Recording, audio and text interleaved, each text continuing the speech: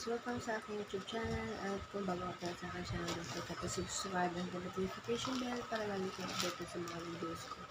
Pasensya na guys, yun ito yung boses ko. Siyempre, morning, siguro 7 AM pa lang ang dami ngayon. So, nung nakarang araw ko pa na-receive ko yung order ko sa Lazada na portable. So, open na natin guys.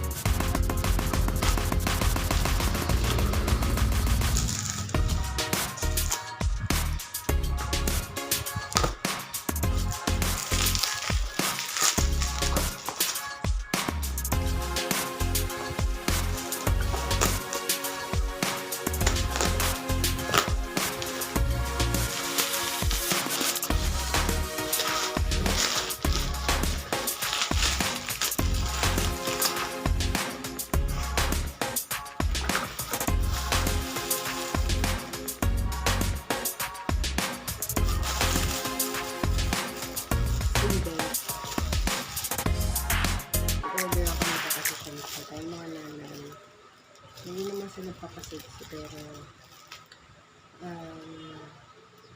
kumbaga, suot mo lang ito kahit gumagawa ka ng gawaang bahay. Magpapawisan ka na.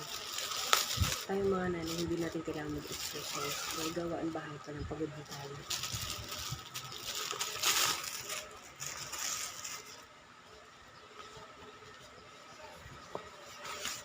So guys, double X and produce 32 to 35 inches yata. Pero ang akin na is 30 lang ang pagkakaalam ko, 30 lang ang sukat ng dalawang. What? Taba ko na nito. Ano talaga guys, yung dalaga pa ako, sexy ako. Yung nagpanak na ako, tumaba ako. Ganun talaga. Sa mga nanay dyan, huwag na kayong magtaka. Ba't ko tumaba? Isipin nyo lang, is nagdala kayo ng agent dyan sa katawan mo, sa channel mo. Try ko tayo mga guys. Ganda siya, mukha naman siya na maayos. Wala siyang sira. Kaya lang po, color yellow. Doon kasi sa shop, walang option na pwede ka mamili ng kulay. So, yellow siya. Okay lang, mura lang naman. Tapos ito guys. Nakaroon po ng tawag dito. Pero may nakalagay naman siya. Portable. Portable. Baliktad. Portable pilates. What? Dito for adults only. Ay, ano ko na. Siya mo. So, may instruction ko guys. May instruction siya kung paano gagamitin. So, ito guys. Ano yung kapakita ko sa inyo.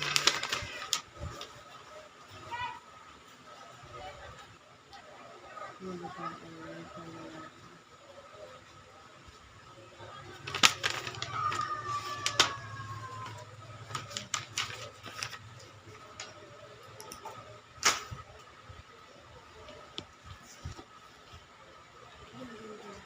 I-try natin mamaya yung elasticity niya.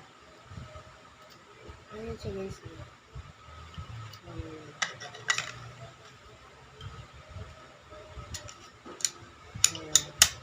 Ayun.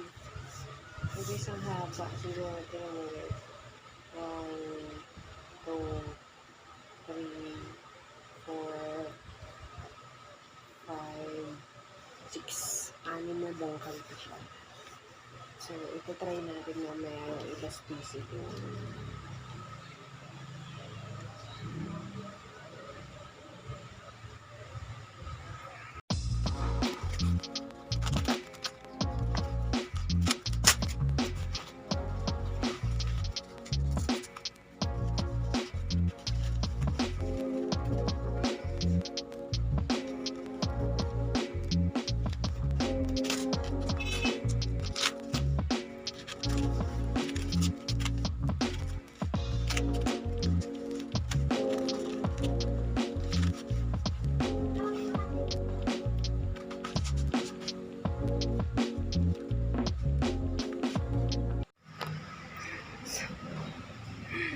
Sikip niya guys. Kaya, talagang papayat ka kapag ganito yung suot mo, diba? Tawag nito, pampaliit talaga ng chan. So, tingnan nyo yun.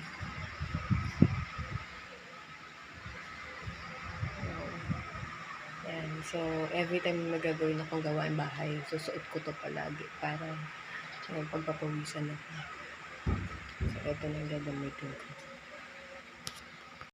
So,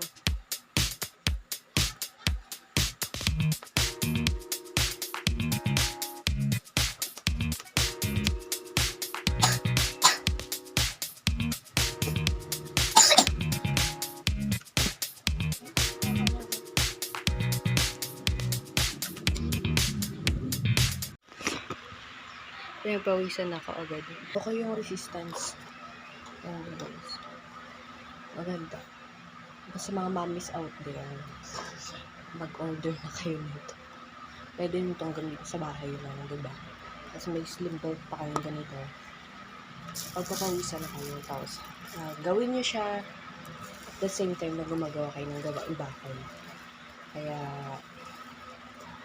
papayat kayo nito. Tingnan.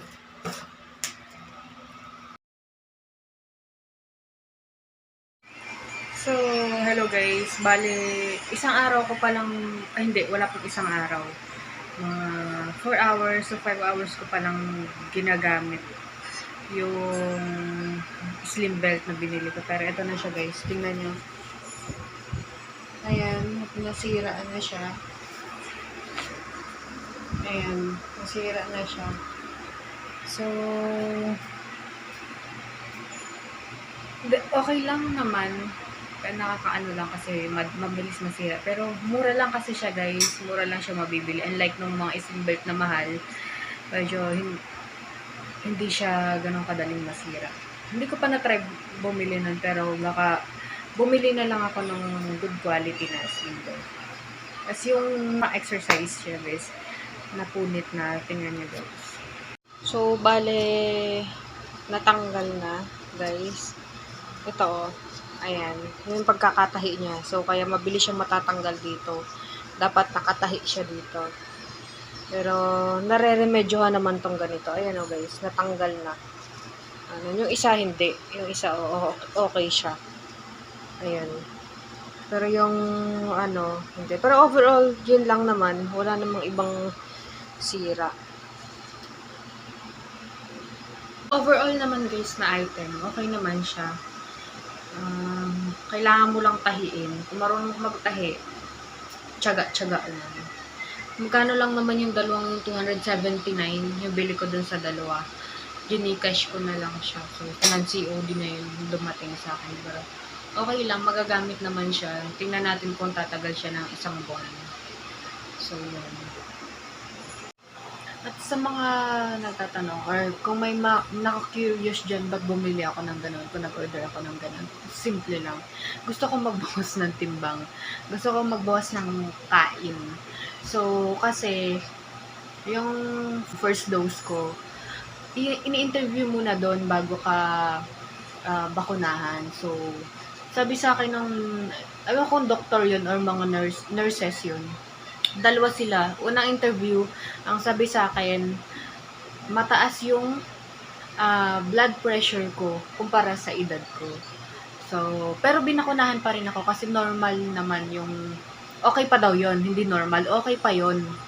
Pero pag tumaas pa siguro hindi na ako nun nakapagpabakuna. So, sayang naman yung opportunity ko nun. Kasi ngayon, mag second dose na ako ngayong June 8. So, kailangan kong 120 over 90. Mas mataas yung BP ko na 130 over 90 sa edad ko na 27. Yun sabi sa akin ng nurses. Dalawa silang nag-interview. Guys, pag nagpabakuna kayo ng COVID-19 vaccine, dadaan muna kayo sa mga interview, blood pressure, i-check up muna kayo doon ng very light lang bago kayo babakunahan. Kasi tatanungin kayo kung buntis kayo or kung pag BP sa inyo mataas yung blood pressure nyo.